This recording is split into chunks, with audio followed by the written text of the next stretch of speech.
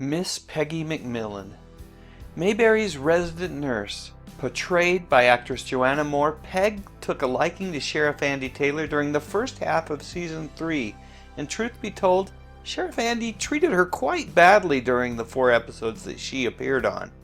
He didn't like that she was rich, he got annoyed when she tried to do nice things for him, and he got incredibly jealous when an old school friend who just happened to be Mel came into town unannounced to visit Peg. Truthfully, this wasn't the first time that Andy had demonstrated a certain lack of flair with the ladies.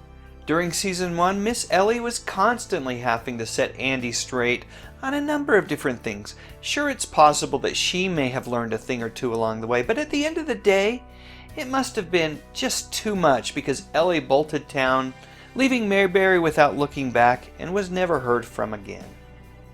And we all know about Helen Crump. She'd show up later in Season 3, and the rest, as they say, is history. But what about Peg? One could argue that she had everything.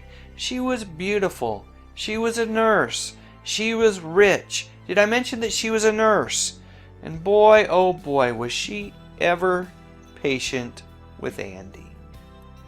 In just 4 episodes, Ms. Moore made her mark as a strong female character that could stand her ground, but when the time was right, understood what it meant to give and take in a relationship. And I loved her voice. That southern accent really set Peg apart from the other gals in Mayberry.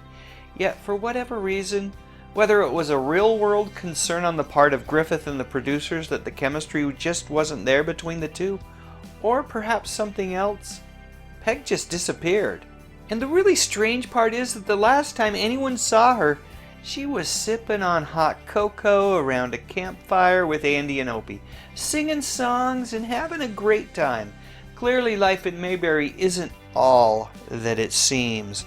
Could there be a sinister dark side to Mayberry? I mean, one day she's there singing her heart out, and the next day, poof, she's gone. And the really weird part is that much like Ellie, Andy never says a thing about her. Not one. Boy, I sure miss Peg. Not once.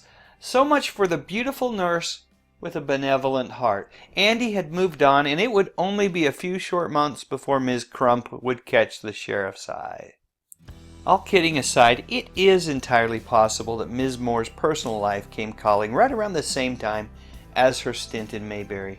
She was in a relationship with Ryan O'Neal, who had a popular show of his own called Peyton Place. They were starting a family, and in addition to the responsibilities that came with that, Ms. Moore was really quite in demand, and offers were plentiful for her in the mid to late 60s. I can't find anywhere on the internet that talks about who made the decision for Peg to move on, but it's likely that it was a combination of the things that I've already mentioned. It's rarely just one thing. By the way, that is a young Tatum O'Neal on Ms. Moore's lap. Tatum would, of course, become the youngest Academy Award-winning actress ever, winning an Oscar for her work alongside her father in Paper Moon. So that's it. What do you think? Was Miss Peggy the one that got away? Or did she and actress Eleanor Donahue make the right decision to hightail it out of Mayberry and never look back? Let me know what you think in the comments section, and while you're at it, I'd love a thumbs up if you enjoyed this video, and I'd be honored if you would consider subscribing to my channel. I talk about music, movies, and television, mostly from the 60s, 70s, and 80s. You know, the good stuff. But most importantly, and as always, thanks for watching.